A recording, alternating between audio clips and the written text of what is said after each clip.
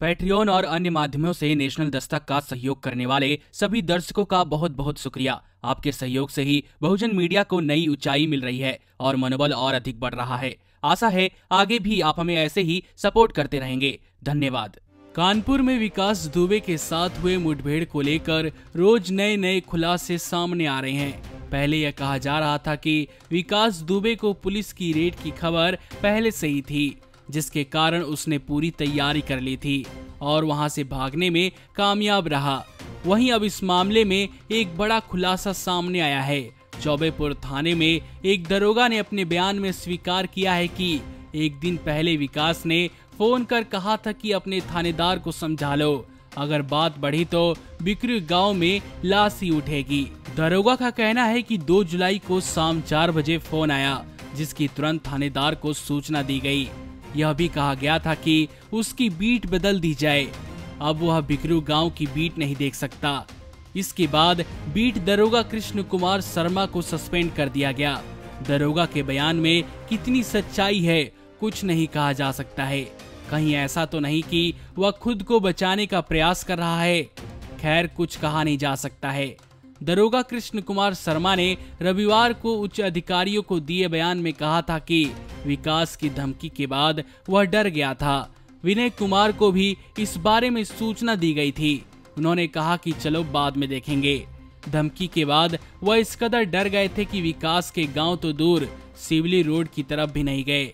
अब यहाँ देखने वाली बात यह है कि आखिर किसकी सय में आकर विकास दुबे पुलिस अधिकारियों को ही धमका रहा था।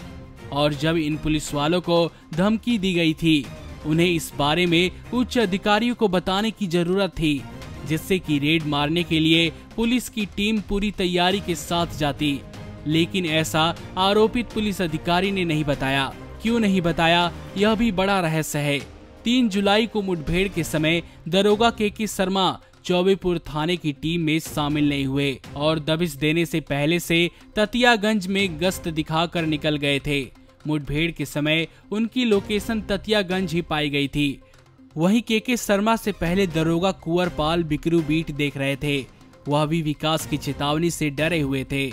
इसी वजह से कुंवर लाल को हटाकर के शर्मा को बीट दी गई थी।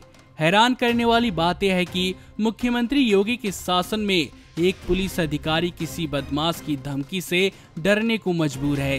राज्य सरकार अपराध और अपराधी खत्म करने को लेकर कितने दावे करती है, लेकिन सच्चाई तो यह है कि राज्य में अभी भी अपराधियों के हौसले बुलंद हैं, जिसके कारण ही इस प्रकार की घटनाएं देखने को मिलती हैं।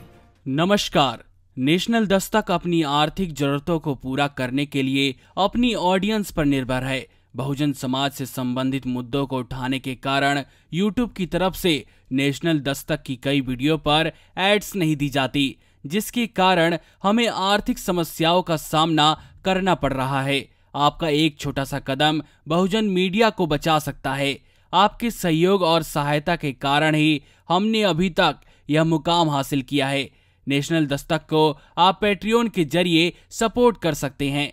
इसके साथ ही आप अन्य माध्यमों जैसे यूपीआई, गूगल पे, डेबिट कार्ड, वॉलेट, फोन पे आदि से भी हमारी मदद कर सकते हैं, जिसका लिंक वीडियो के नीचे डिस्क्रिप्शन में डाल दिया गया है। पैट्रियन पर आप हमें प्रतिमाह $2 यानी 140 रुपए प्रतिमाह से हमारे साथ जुड़ सकते हैं।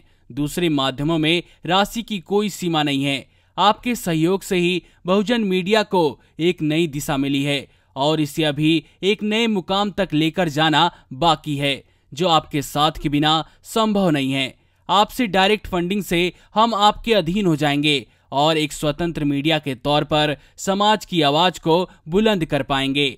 धन्यवाद। नेशनल दस्तक को देखने वालों से अपील है कि वह नेशनल दस्तक के सपोर्टर फॉर्म को भरें ताकि हम सीधे आपसे जुड़ सके।